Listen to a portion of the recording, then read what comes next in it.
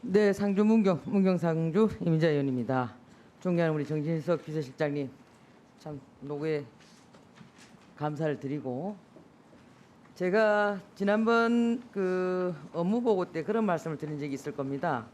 민주당의 목적은 오로지 이재명 사법 리스크 그걸 방탄하기 위해서 권력 찬탈입니다. 임기 중에 있는 대통령을 버젓이, 왜냐하면 이네들은 민주당 그 집권 공식을 보시게 되면은 가짜 뉴스, 감성적 선동, 대통령 혐오 조성해서 이명박 대통령, 박근혜 대통령 이때 한번 여러 가지 그 실험을 통해 가지고 한번 박근혜 대통령 때는 권력을 잡은 경험이 있습니다.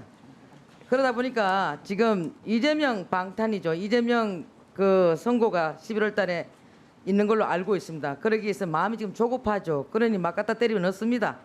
무분별한 허위사실 유포뿐만 아니고 이제는 대통령 공천 개입 의혹까지 제기하고 뭐 기승전 김건희 이미 지금까지 해왔던 거고요. 그래서 집권플랜 본부 공식 출범시키고 그다음에 뭐 국정농단 범국민 구탄대 한다.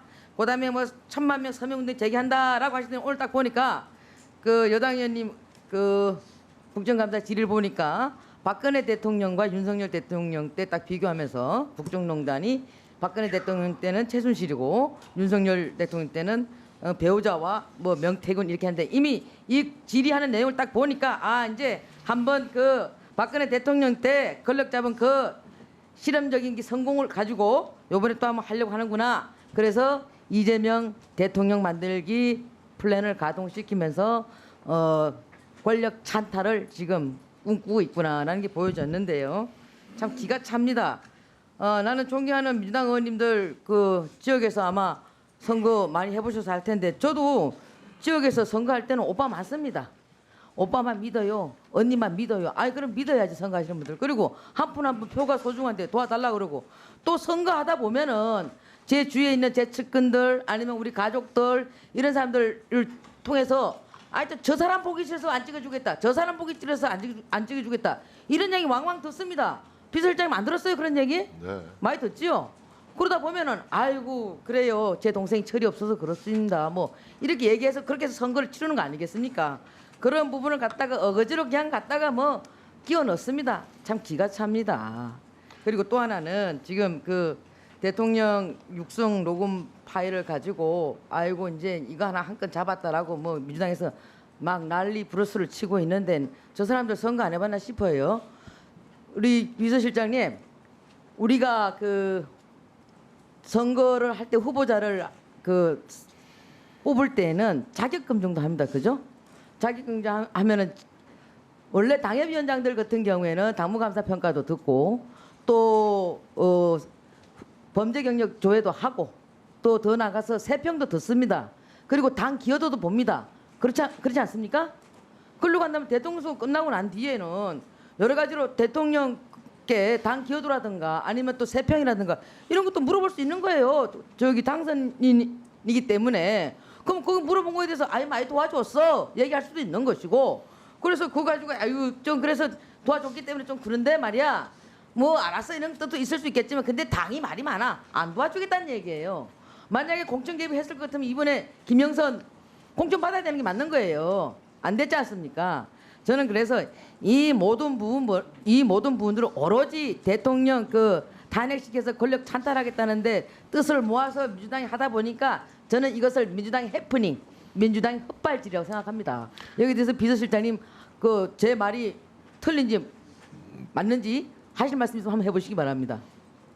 대법원 판례에 의하면 이런 정도의 누구누구를 공천했으면 좋겠다라는 의견 개진 가사 사실이라고 하더라도 저건 전혀 문제될 게 없습니다. 대통령이 불법 선거 개입을 했다, 불법으로 공천 개입을 했다는 얘기는 당의 권한, 즉 공천관리위원회와 최고위원회의 마지막 의결에 영향을 끼쳤다라는 얘기 아닙니까? 지금 공천관리위원장인 윤상현 의원과 당시 당대표인 이준석 대표도 김영선 후보를 공천하는데 전혀 문제가 없었다라고 공개적으로 밝히고 있지 않습니까? 그리고 어저께 녹취에 등장하는 명태균 씨도 전혀 공천 개입이 없었다라고 얘기하고 이 녹취는 모든 내용이 아니라 잘린 것 같다라고 얘기하고 잘린 부분은 이게 뭡니까? 당에서 다 알아서 하겠다라는 그런 워딩이 잘렸다고 주장하고 있지 않습니까? 자꾸 대통령의 이 워딩을 가지고 대통령이 불법적으로 공천에 개입했다라고 야당 의원님들이 주장하시지만 한번 좀 법률가들한테 한번 물어보시죠.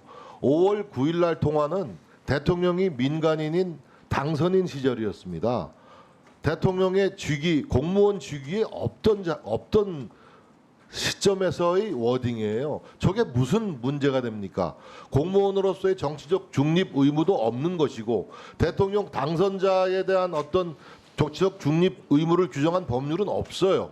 그러니까 이것은 다분히 정치적인 견강부회다. 다소 무리한 어떤 문제 제기다라는 것이 제 생각이고요. 여기에 대해서는 얼마든지 토론을 이어가도 좋겠습니다. 저는 지금 민주당이 심히 마음이 조급하고 그러다 보니까 엄청난 저는 헛발질이라고 생각합니다. 그리고 이거는 아마 역대 해프닝으로 남을 것 같은데요. 우리가 그 선거를 치러보지 않은 사람들이 그렇게 얘기를 한다라고 한다면 이해할 수도 있어요. 그러나 아마 여기 저 의원님 제가 좀 아까 질문하셨으니까 우리 저 뭐 전영규 의원님 뭐 정진우 의원님 마찬가지고 우리 저 박찬대 위원장님 선거 때 도와주겠다는 사람 오면 거절하십니까?